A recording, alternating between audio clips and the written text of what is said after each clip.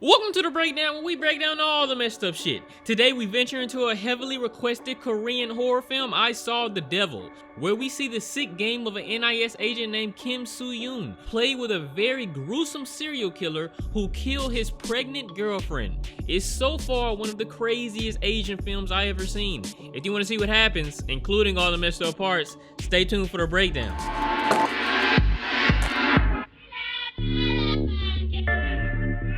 The movie starts off with a peaceful drive down a snowy South Korean road, but let me tell you right away, the driver is the sickest of fucks. The driver then eventually scopes out this white car with a pretty Korean girl in it, named Jang Joo-yoon. She's talking on the phone to her man, her fiance named Kim Soo-yoon, who is an agent working in the National Intelligence Service, kinda like the CIA in South Korea. Looks like Joo-yoon has a flat tire and is waiting on some service to help her out. So to ease her situation, Soo-yoon sings to his love before getting caught. Then, the man who is driving walks up, staring at Joo-yoon and creeping her out. After wondering where he is, he surprises her and attacks the windshield, eventually breaking into her car and then finally beating her over the head with his weapon. We see the aftermath of that bloody attack, and her phone rings in the background before title screen.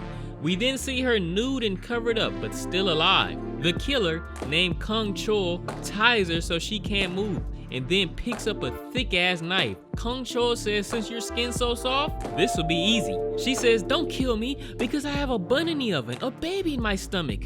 But this revelation just makes the killer completely kill her.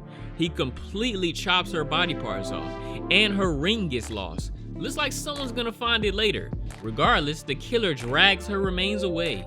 The next morning, this little chubby boy discovers a bag holding the ear of the dead girl, and authorities are then called to search that entire area for more body parts. The girl's father comes too, who is the squad chief in the police. Soo-yoon comes as well, but then two inspectors find the cut off head of Joo-yoon, and then the idiots drop the head right in front of Soo-yoon and the squad chief. I'm sure Soo-yoon's whole world just turned upside down and has been stepped on. At his fiance's funeral, he vows in his head that he will avenge her death and get the one responsible. He's damn near becoming a vigilante, asking the boss for 2 weeks off and telling his partner that he needs a mic and a GPS transmitter. He then talks to the squad chief about 4 suspects to check out who might have been the one to kill Joo-yoon. But then Soo-yoon leaves once the badass sister of Joo-yoon comes through. He then Nathan Drakes his way to the first suspect's house, catching him jacking the wiener to some Asian porn. He doesn't finish like he wants to, because Soo-yoon cuts the power, showing up and choking the suspect to sleep. He questions the pervy man, but even when he denies it, okay, wait, pause. When I pause it, that means someone's gonna lose something that men have. Here's your warning. Play. Soo-yoon bashes this dude's manhood easily. Well, this dude must have had a warrant because he turns himself into the shock police. Then Soo-yoon goes after the next suspect, running his ass over and kicking his shit in. Like he really kicked the shit out of this dude. But even after getting dick slapped, it looks like he wasn't the killer after all. Soo-yoon then looks at the actual killer, Kung Chol, and he plans to talk to his family about how he can find him. Then we see a girl waiting and stranded like, and we know how these situations end up. She gets picked up by Kung Chol, and even after she powerfully hesitates going with him, I actually applaud her for not being so easily convinced, but she got in anyway. Later down the ride, he stops to get his pipe, and yeah, she's pretty much fucked now and gets beat over the head crazy until she is unconscious. Back at the killer pad, he decapitates her easily with no hesitation. Later we see Soo-yoon peeping around the mom and dad's house of the killer, and mama looked just like my grandma. Soo-yoon pretends to be some insurance agent, and it turns out the killer completely abandoned his parents and his son over here. Damn deadbeat dad. One funny thing is that Pops and Mama were arguing at first, but once Pops asks if they get any money if Kung Chol dies, Mama turns around like, yeah, do we? I love old people. He finds Kung Cho's home, searching around and discovering he keeps the belongings of his victims. Through pure coincidence, he finds the secret door leading to the killer's murder room, and also through even greater sheer coincidence of the highest order, he sees his girlfriend's ring, proving that this is the man he's gotta punish. Then we see some schoolgirls getting picked up. By who? By Kung Cho, of course, who works this as his day job. But unknown to him, he is being tracked by the police and by Soo-yoon, who stuck a Spidey tracer on his bus. Kung Cho notices he's fucked when the police call him, but he ignores it, looking in the back seat to see a sleeping schoolgirl. Do I have to tell y'all what it means when a killer looks at a schoolgirl? Sadly, we later see the killer has kidnapped that schoolgirl, planning to do the most evil to her. Oh, this movie is so fucked up. This movie is fucked. Honestly, this is a messed up scene, but right before he starts to rape her, he hears his name silently being called. He gets up to investigate, finding Soo-yoon waiting for him. Then they run into battle, which consists of Soo-yoon dominating Kung Cho. I mean, he's just dick slapping him at every turn. It's like a damn Daredevil Netflix fight. Look at that damn swinging kick. Well, anyway, he uses plastic to suffocate the killer to sleep and picks up a rock to finish the job, but something inside of him says stop. He then forces a transmitter down his throat for the purpose of tracking him and listening to his every word. Oh, and the girl is safe too.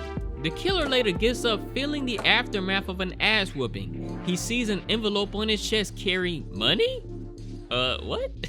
Looks like Soo-yoon wants to play a little sick game. The killer later hitchhikes and eventually gets a taxi, where it's a funny driver and a creepy man in the back. The stranger in the back looks like he's holding a weapon, meaning that these two men are some thugs who probably plan to rob the killer. The killer deduces this, and he then stabs the driver and the man in the back to death. Like, there's barely any words to describe how bad he killed these two dudes. Like, I would not want to share a cell with this man. I'd probably kill him in his sleep. The killer discovers the real taxi driver in the trunk, along with some soccer player clothes to wear. He hides the two crooks, who are then discovered by Soo-yoon. Kung Cho then gets some medical treatment, but bullies this old doctor and harasses this young girl. Later, he locks himself in with the girl, telling her to strip her clothes. But remember the transmitter? Yeah, Soo-yoon is on the way. He forces the girl on her knees for the forced oral, but then Soo-yoon comes in and beats him with the fire extinguisher all over the damn room. Nobody is fucking with Soo-yoon except maybe Matt Murdock and Frank Castle. I guess Danny Rand, I don't know. Soo-yoon tells him this is just the beginning, and he grabs his foot and completely destroys his Achilles tendon. Like, damn, I feel like he cut my shit too. Well, after some healing and crazy driving, we see a man burning bloody belongings and feeding his doggies some bloody ass meat. This man is a cannibal named Fat Tard, who invites Kung Cho over for dinner and is clearly eating some human meat. Soo-yoon follows the transmitter again, where he most likely hears all of that conversation that they were having at dinner. Fat Tard goes to prep his next meal, but looks like this collection of body parts didn't have what he was looking for, so instead he gets a live animal to butcher up. Right before he starts, he gets surprised by Soo-yoon, who dick whips as usual, breaking the fuck out of his hand and stabbing that shit to the table. He then ties him up, but right before he cuts his hand off, Kung Cho comes in and blasts a shotty. Soo-yoon is trained by the masters themselves, jumping all around and stuff, but is soon discovered by the cannibal's girlfriend. But bam, bam, and she's dropped with a two-piece no biscuit from Korean fried chicken. Then Cannibal is back for more, but he gets shitted on and gets his head beaten the fuck out of. Like, I'm surprised he didn't die from this beating. He then does some Home Alone tactics and beats the killer up again all over the head. Then he switches to hitting him all over the back, and I'm surprised he ain't done living yet. The next day, police take the cannibals away for medical attention. Soo-yoon's behavior is causing inquiry. How do you say that shit? Soo-yoon's behavior is causing questions because nobody wants him to become a monster to fight a monster, including the squad chief and his comrade here. Kung Cho is asleep right behind him, and they talk about the transmitter inside of him. Kung Cho overhears this and pretends to be asleep. The killer then wakes up all bruised inside of a tunnel, but then the killer starts talking to himself, knowing that Soo-yoon can hear him because of the transmitter, saying you'll regret. saying you'll regret not killing me. He then walks into a pharmacy, stealing laxatives to shit out that transmitter. Soo-yoon arrives at the pharmacy, seeing the worker almost dead on the floor. Okay, pause. Are you guys eating? Well, hurry up and swallow and put the food away. Pause the video if you need to. Okay, play. Food's going, right, guys? Okay, well, the killer shits out the transmitter and digs into the shit to find it too. He washes it off and beats a man up real bad, stuffing the transmitter down his throat to save his location and confuse Soo-yoon. Looks like you done messed up real bad, Soo-yoon. Soo-yoon then goes to the hospital to ask the cannibal killer where his killer boyfriend is going. Well, the killer has been realized that Soo-yoon was the fiance of the girl killed in the beginning. So now loose, he plans to kill that girl's family as well and turn himself in so Soo-yoon can't exact the revenge. When the fat tard starts laughing at how evil the killer is, a distraught Soo-yoon shoves his hand through his mouth and fucking rips his mouth open. Yeah, he's pretty much fucked now. The killer then arrives at the family's home with the squad chief and his other daughter. Soo-yoon calls the police chief to go there as well, just in case. We then see the killer in the house with a bloody knife. What? We then see the killer in the house with a bloody knife, and looks like he messed up the father real bad. He then grabs a barbell and smashes his face with it multiple times, blinding him. Once the sister comes home, she herself gets tackled by the killer. Soo-yoon arrives dick slapping any officers in his way, but eventually gets held back and beaten and ridiculed by the chief for his mistake of letting a killer go. He then lets him inside of the house, where squad chief is blinded and half dead and the sister was mutilated. So, Soo-yoon races to capture the killer before he turns himself in. Kung Chol gets out of his whip all bloody to surrender to the police, happy that he won against Soo-yoon.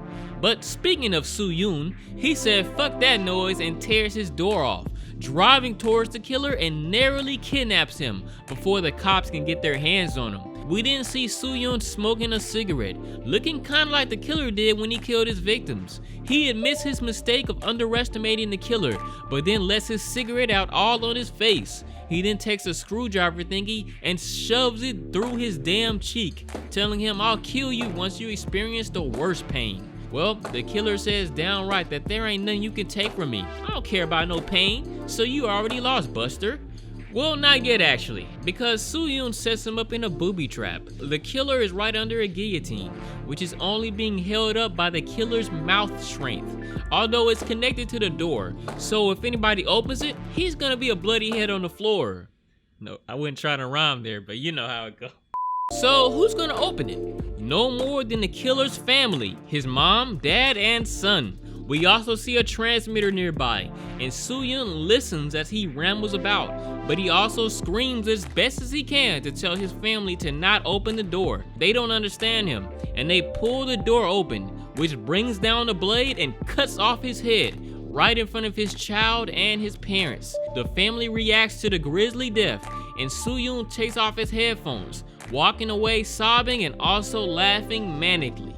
Well, Soo-yoon has got his revenge against the killer, but it looks like the killer has awakened the devil. If only Soo-yoon either killed him right away or took him to jail, then all those innocent people that we seen get murdered or abused would have lived. Maybe that would have been what Soo-yoon would have wanted. So if there's fundamentally any lesson to learn here, just don't let revenge fill your heart. But also respect that some of us have not lost a loved one in a way such as this. Now that we've seen a gruesome killer meet his end, let's talk about the most disturbed moment and most enjoyed moment in that spooky stuff. Okay, so let's get right into it. The most disturbed moment is, for me, probably the almost attempted rape of a child. Tell me down below what you think the most disturbing moment is. The most enjoyed moment was probably all the ass whooping Soo-yoon delivered. It felt cool to see so many sick fucks get beat damn near to death. Tell me what your most enjoyed moment is too. And also I apologize if I pronounced anything wrong, you know, I'm just an idiot. But that's it. I hope you guys enjoyed this Asian thriller, and if you haven't already, check out these other Asian disturbing films. If you're new, make sure you click on that pretty SpookyRice logo to subscribe today. Thanks for watching. Spooky out.